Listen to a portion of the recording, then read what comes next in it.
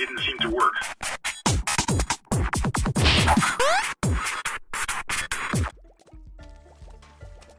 Time was that Plants vs Zombies was a quirky tower defense game on your phone.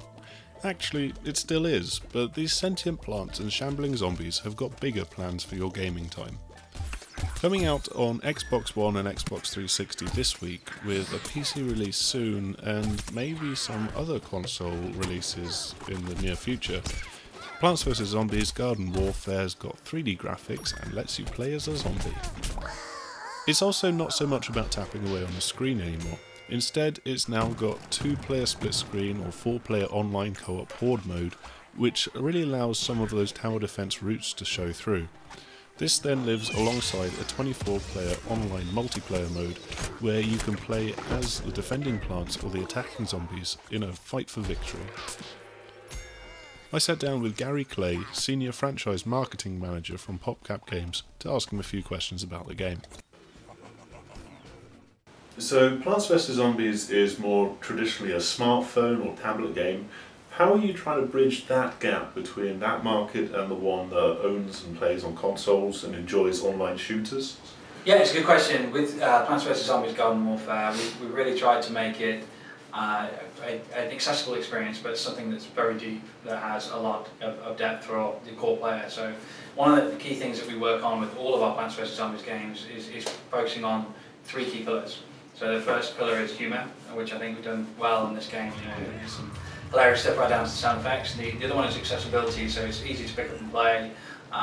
You know, you can really jump in, and whether it's on a tablet through the boss mode or on the controller, that was very important for us. And then the other one is depth, and that is, you can jump in. It's obvious to pick up and play, but the level of depth and customization you can get to with the different character abilities, with the new characters you can unlock.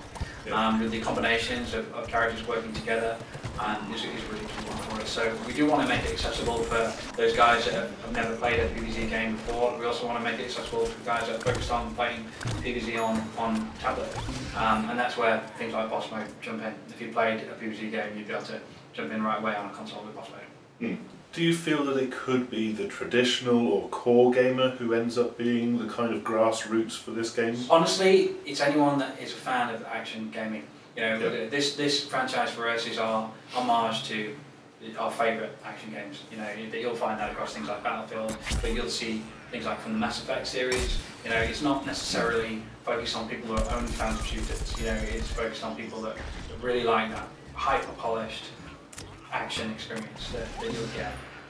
If you're not a good shooter player, you'll still be able to get a lot out of this game. If you're a very good shooter player, there'll be game modes in there that you'll really focus on and will be challenging for you. And that's kind of where we try to position it. Yeah. Speaking of those influences, you've been quite open about where you've drawn all of these little ideas from. How are you trying to stand out from all of those big names and those inspirations? The first thing was the zombies. So when we first started working on Garden Warfare, the plants were very easy to map. So you know, we have a huge IP to pull from. So that, you know, there's a lot of different plant characters, a lot of different zombie characters, and the plants, they had the biggest challenge obviously was making them move and have that feel natural. And one of the interesting pieces of feedback that we have not received from anyone is that it feels weird to see the plants moving. Everyone seems to feel it, that no one ever mentions that, you know, and obviously that was a big worry of ours, to make sure that the plants felt right as they moved. Well, clearly Day of the Triffids is a very popular exactly. But the zombies was a much more difficult one, because inherently the way that Plants vs Zombies is designed is that the zombies do one thing. You know, and for an example from the original game, the pole vault zombie, he's only there to jump over water. You know, that is his ability. So when we wanted to start mapping those 3 abilities to each zombie class, that took a little bit longer. So, you know, and that is kind of where we got to the level of breakthrough that we wanted with the franchise, and we start elevating it on our own, is really bringing in our own characters and where they can take us. And that's why you're going to see, you know, the base level character class, 4 per side, but then also 5 additional, you know, gameplay changing characters. Things like the Power Flower, which has all of the level of the Sunflower abilities, but also brings in that additional arc lightning damage. The other thing is, we see Garden Warfare as a service. We're going to be adding new pieces of content all the time to Garden Warfare, and we mentioned that they'll be free, and we're targeting the first one for March, and we expect to see some exciting things coming from that. Yeah. In terms of the future of the game, as you said, you've got the future content. Is there how long are you planning to support Garden Warfare particularly before maybe looking to a sequel? We absolutely will consider a sequel. We haven't got any current plans for a sequel. It'll depend on how successful the game is. Right now at PopCap, I think we'd really like a sequel. And the team certainly have ideas, some very exciting ideas actually. But we will support it as long as the community is there to play it. We're not in a situation where I don't think we've ever walked away from a PopCap game. We will continue to support. We're still updating the original PvZ, and adding new features. So it's not a situation for PopCap where we've ever really walked away from a game completely. Yeah. What was the thinking behind going for a retail release as opposed to free to play or even more budget pricing? So we are at a slight budget price. So we're at $40 and $30 on Xbox 360. But we didn't want to go free to play. So I know there are a lot of free to play games out there. This is not one. You're not going to get those kind of free to play experiences in Garden Warfare at all. We could have gone down that route, absolutely, but we really wanted to make sure that we had a player base that had something they could play on their own as well. So this isn't all multiplayer. You can play individually on single player experience, and that was important to us. So we did a lot of research actually to the price point. It wasn't something we just randomly decided. We had a lot of people come and play the game, did a lot of different information, and that's where we felt it was right. So you have these two sides of the game. You've got the co-op and the competitive multiplayer. Do you think that these two distinct modes stand apart, or do you see them as a good fit standing alongside each other? This is a good fit for where we want to start. We'll be expanding on the game. So there'll be new things coming in and new ideas that we're not ready to share yet. But yeah, that's where we wanted to start. The 24-player multiplayer in Gardens and Graveyards is probably my favourite mode. Each one of the levels has a completely different end experience. So an example, which you're going to be playing shortly, but an example would be from Walnut Hills. Crazy Day, place got a huge mansion at the end of that level that you're defending as the plants, and in order to win that level, 5 zombies have to get past the plants. They don't have to kill them. They have to just literally get past them and into the mansion to take over the mansion. So, and another example in Main Street is the zombies discover there's a tactical cuke hidden in a garden centre at the end. Sorry, is that a tactical cuke? Cuke, yeah, not a nuke. Yeah, right. And there's lots of that little wordplay in there. Exactly. Yeah. And there may or not be some references to other games in there as well. But that's just one. But so the zombies discover that the plants are hiding a tactical cuke in a garden centre at the end of the map.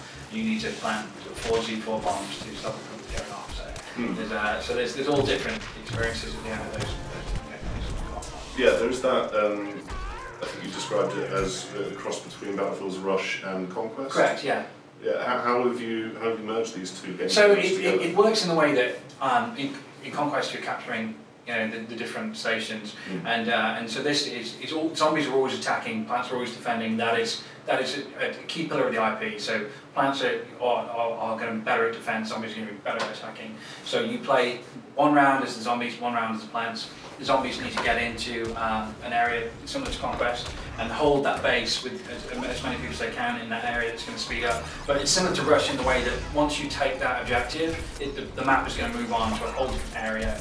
It's going to have different types of advantage for different classes, so you're going to have different levels of height that the pea shooter and the soldier zombie will be able to get up to. It's going to have longer lines of sight for things like the cactus for the sniper levels, or there might be some really tight close quarter stuff where the scientist really excels. So as the gameplay moves on to the different objectives, you're going to start to see the map change to allow the other classes to really excel in those areas. Yeah, and with the classes, you've got 4 classes on each side, but then each class has got its own variations and themes. How have you balanced those variations, extra abilities together? So yeah, it's a really interesting question. So when there's 5 different variations, 4 that you can get through Sticker Book, which with the coins that you unlock in the game, and 1 that you can only get through the challenge system.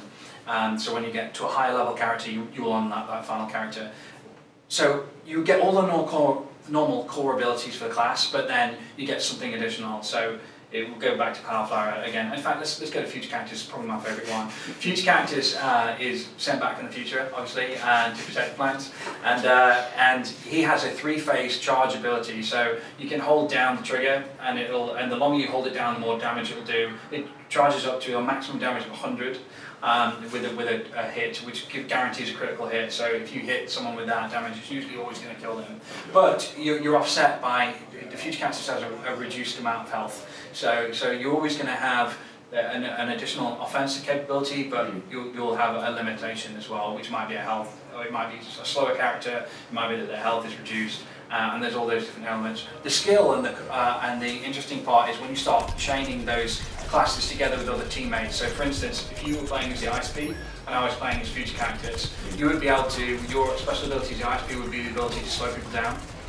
And so you could slow them down, I could charge my 3-phase attack, and I could hit them with a really powerful attack, which would be much easier for me to hit at distance. And so when you start chaining those different classes together, you're really going to start to see some of the depth come into play. Yeah, cool.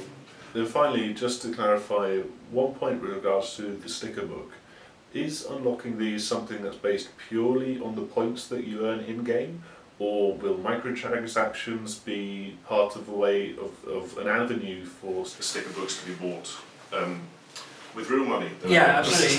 We have no plans currently to allow you to purchase with real money. So we'll listen to the community. If we got to a situation where people wanted to do that, we could turn that on. Right now we have no plans whatsoever to allow people to be able to purchase coins. So it's everything that you earn through the gameplay. Cool. All right, thank you.